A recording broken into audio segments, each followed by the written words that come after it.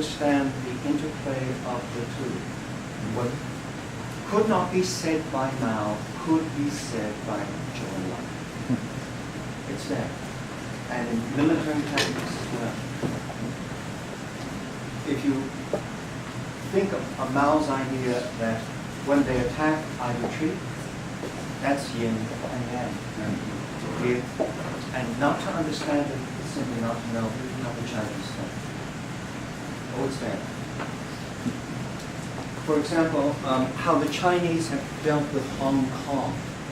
The Chinese surprised Mrs. Thatcher by saying, we're not interested in renewing the lease. And of course, Britain would not be able really to put up much of a fight against China in the 20th century or the 21st. The 19th was much better. And the result was that the Chinese simply took Hong Kong without any shots being fired. The lease expired, it became part of China. Now what they did was to give Hong Kong a 50-year period of grace. And this Chinese way of dealing with that is one country, two systems. The capitalist system of Hong Kong can exist for a while, and eventually it must be integrated into the larger system of China. Now, the year 2046 is when that is supposed to take place.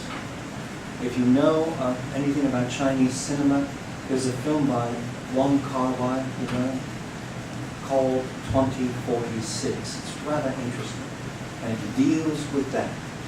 But again, it's giving and expecting eventually that Hong Kong will move in the direction of mainland China. Now what's happening, of course, is that the Chinese are leaving communism behind because it is alien. It is Western imperialism, if you think about it. And it really doesn't suit the Chinese character very well.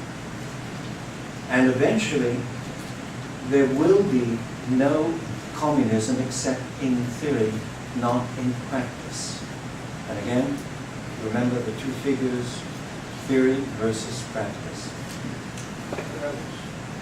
How would yin and yang be, I guess, translated in social problems such as poverty? How would they look at it in America? Like poverty, middle class, upper class.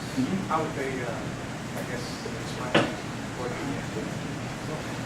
Well, when you speak of poverty, what is the Western way of looking at poverty? What is poverty said to be characteristic of? For example, in the Bible, what does Christ say about poverty? Well, we will always have with you. They'll always be with you. Now, what does that then lead to? An acceptance that nothing can be done about it? Or it's part of the nature of things?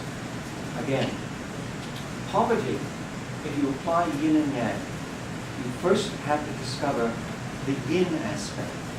In a community, if there is poverty, is there anything that you can build upon? Is there anything that you can use to get yourself out of poverty? Now, usually that takes, in this country, what form? Popular culture. Popular culture is the chief example of moving from a liability, turning it into an asset. Now, most of what life is all about is doing that. Taking an asset, taking a liability and turning it into an asset. But, again, to remind you of the Bible, what does it profit a man if he gains the whole world and loses his own soul? So poverty of spirit is just as bad as economic poverty. And you have to balance the two. If you are able to leave poverty, do you forget those who are behind? Do you do anything to help them, or do you just try and ignore their existence? Again, the balance. And if you want to help them, will you help them the way they need to be helped, or the way you want to help them? Good intentions are always troublesome. Many people have very, very good intentions, but what they do results in the opposite of what they intend. Ugly American.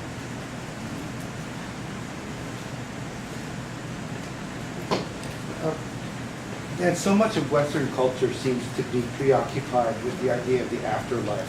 What happens when you die? Where do you go when you die? Would the word afterlife even mean anything in Chinese philosophy? It depends. In the Confucian tradition, we don't normally talk about religion because we don't know anything about it really. We're talking about what you cannot see, have no real idea about, so just respect the gods and leave it alone. In Taoist tradition, though, there is a strong idea that you can somehow, through the proper understanding of Yin and Yang, actually prolong your life even to the point of immortality. Now, if you add to that the Buddhist idea, then Buddhism does have all sorts of elaborate ideas about hell. But one of the things about the Chinese is they're very practical people. They live in this world. They don't think so much about the next world. Now, they tend to look backwards because for them their ancestors are exceptionally important. And the place where those ancestors come from, they still know.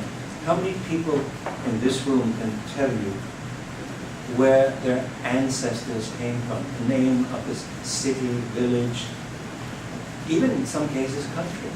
That's not the case. Now the Chinese consider people who don't know where they come from. The phrase is rather telling. People without a shadow.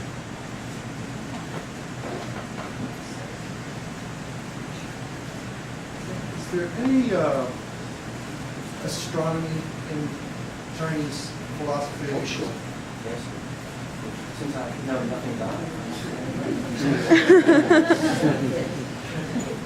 I'm an academic. Stop sitting right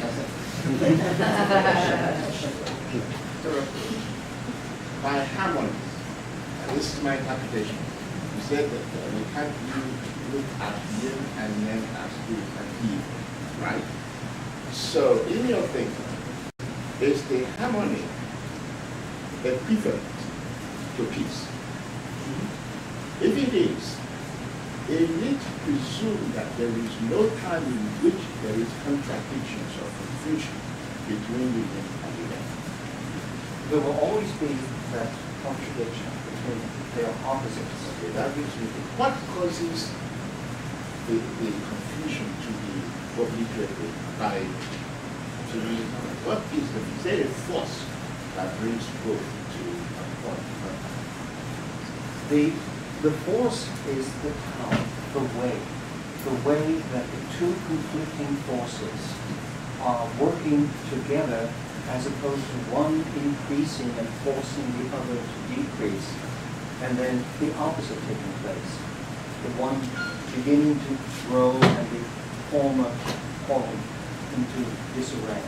Anything that is one thing alone, from the Chinese point of view in this world, is simply not a reality.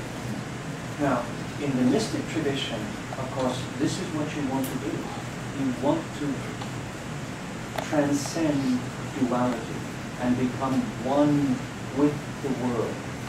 Now, in normal human terms, this really isn't possible. And in the Chinese tradition, remember, marriage is normal. To be a monk, a nun, to live away from the world isn't.